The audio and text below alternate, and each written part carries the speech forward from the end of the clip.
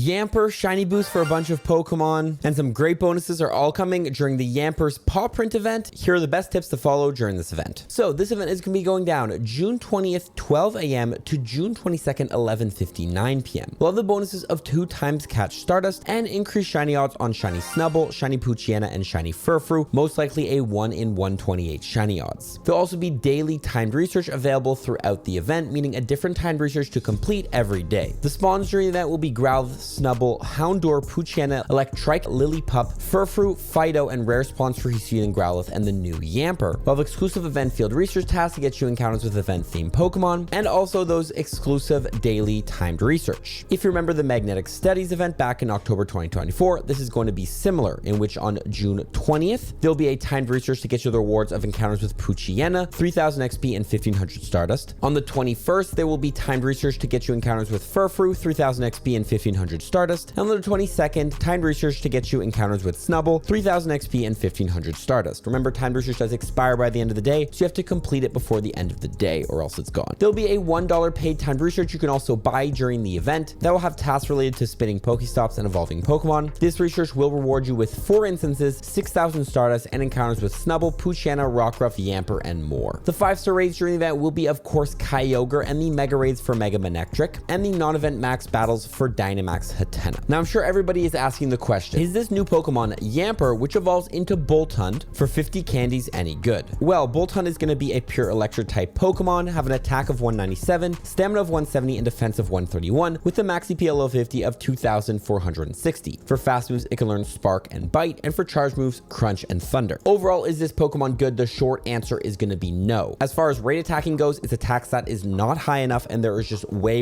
better options for even cheaper like Electivire. As far as PvP goes, it has a very limiting moveset and a low defense stat. Having only the moveset of Crunch and Thunder doesn't really give it good baiting opportunity and good coverage against the meta. Boltund in the main series games can learn moves like Flame Charge, Psychic Fangs, Wild Charge, Play Rough, plenty of diverse moves, so until Boltund gets those moves, it's just going to be a Dex entry. Hopefully you do get a buff for this Pokemon similar to how Thievul was released, but right now, yeah, just for the Dex. But there are other wild spawns you want to focus on during the event, starting with Snubbull, which evolves into Granbull. Now, Shadow Granbull with Charm and Play Rough is the number 5 fairy type attacker in Pokemon Go, regular Granbull being a bit worse. Houndour is also in there, evolving into Houndoom. Mega Houndoom is the number 4 dark type attacker with Snarl and Foul Play, and the number 19 fire type with Fire Fang and Flamethrower. It's also a cheap mega evolution to make. Electrike is also spawning the wild, evolving into Manectric, which similar Mega Manectric in Pokemon Go, the number 5 electric type ray attacker in Pokemon Go with Thunder Fang and Wild Charge. Again, another cheap mega evolution, only costing 100 mega energy to mega evolve. Mega Manectric will also be available in the raids during this event. Also, Mega Manectric energy is available from the Power Up Pokemon 5x tasks this season. Furfrou is spawning in the wild, which is not a great Pokemon, but does have 9 different trims, which 6 of them are regionals and they're rare in Pokemon Go. For example, exclusive trims like the Pharaoh trim only available in Egypt. It is also shiny boosted during the event, so catching yourself some shiny Furfrous, holding onto them until you can go ahead and form change them in their exclusive regional trims. That makes for a great trade bait Pokemon to get whatever Pokemon you might want. Fidough is also spawning the wild, which evolves into Dachshund. Dachshund ranked 119 in the Great League, 148 in the Ultra League. Not bad, not the most amazing for PvP, but good in specifically limited cups when the meta Pokemon are banned. As far as raid attacking Pokemon goes, Kyogre is still in the raids, guys. Don't sleep on this, because with the moveset of Waterfall and Origin Pulse, it's the number 6 water type attacker in Pokemon Go. If you're looking at Primal Kyogre with Waterfall and Origin Pulse, that is the number 1 water type attacker. Kyogre is also ranked number 69 in the Master League. By the way, a 15-15-14 IV Kyogre has the same stats as a 15-15-15 since it is a functional Hundo Pokemon. Mega Manectric is also in the Mega Raids, which, as we mentioned before, being the number 5 electric type attacker in Pokemon Go with Thunder Fang and Wild Charge. As far as the max battles, Dynamax Hatena still in the Dynamax battles, which you can evolve into Dynamax Hatterene, our first fairy type Dynamax Pokemon. Hatterene also does have a Gigantamax variant, so a good opportunity to grind candies for this Pokemon. Hold on to your Candy XLs until the G-Max comes out. Also, outside of max battles, it is the number 8 fairy type attacker in Pokemon Go with Charm and Dazzling Gleam. Now, all these wild spawns, all these meta relevant things, you need candies to power them up, so follow these candy tips to get more candies per catch and better value. Starting with Pineaps and Silver Pineap Berries. Using Pineap Berries will double your catch candy, Silvers will multiply them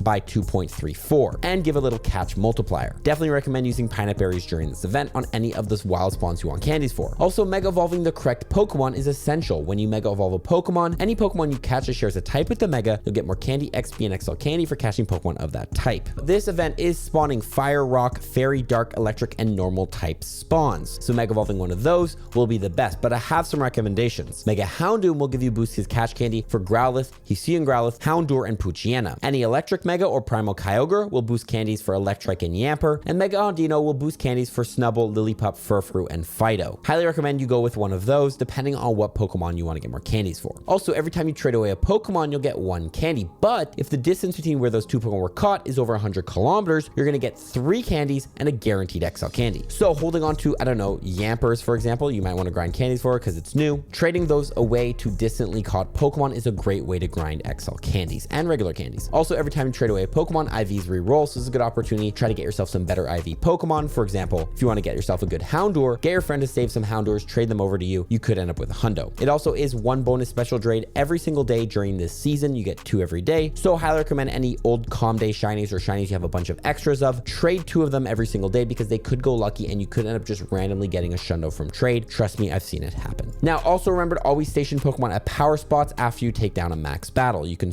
station a Pokemon at power spot, which will give people attacking the same boss an attack multiplier, but also you can earn candy as a reward for that Pokemon you dropped in there, up to 5. So dropping in rare Gmax Pokemon, Dynamax legendaries, all that stuff, a good opportunity to grind candies for them simply. Now you do need 35 platinum medals to go from level 48 to 49 Pokemon Go. Which one should we work on it during this event? I'll first go to the bottom here and start with all the type medals. For example, catch Houndoom. If you want to work on your Kindler medal, there is a medal where you have to catch 2,500 of every type of Pokemon. So any of these you haven't completed, catch that type of Pokemon if you see it in the wild. Always recommend raiding every single raid boss at least once during the event to work on your Rising Star medal. Every single species you raid will count 1 point towards this medal. And if you are raiding, you might end up working on your Battle Legend medal or your Champion medal at the same time. Now, Mega Manectric being an 1000 energy Mega, if you do a bunch of raids for it and have extra Mega Manectric energy, you can Mega Evolve 2 Manectrics back and forth and use that energy. This will work on your successor medal, Mega Evolve a Pokemon 1,000 times. Finally, as always, drop into showcases, try to win your Showcase Star medal, win 100 Pokestop showcases. Always recommend dropping into the showcases outside the city. You'll have higher odds of winning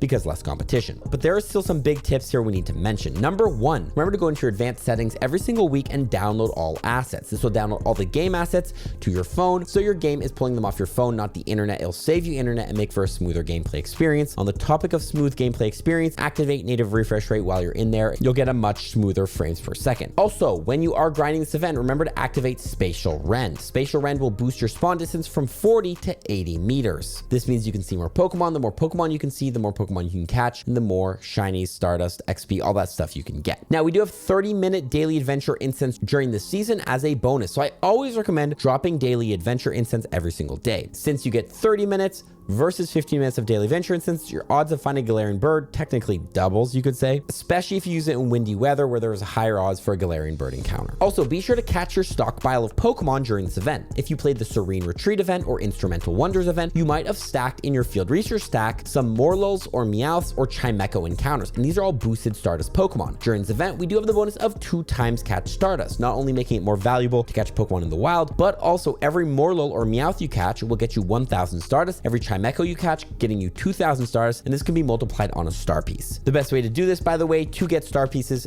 for cheaper is to use party play. If you don't know, when you party up with your friends and you use a star piece, everybody's gonna get 15 minutes of star piece. If you use it on yourself, only 30 minutes. So you get double value. So if you and 4 friends go ahead and party up during this event, grind, and you guys all use 4 star pieces each, you guys will all get 4 hours of star piece, not only making it good to grind during this event to get 2 times Stardust, technically would it be times 2.5 times Stardust, just more Stardust, but also you'll be using those star pieces for cheaper. Good luck during this event, guys. Watch your other 2 videos on screen. If you learned something from this video, you'll learn something from that one, and we'll catch you on the next one. Fall for dips. Peace.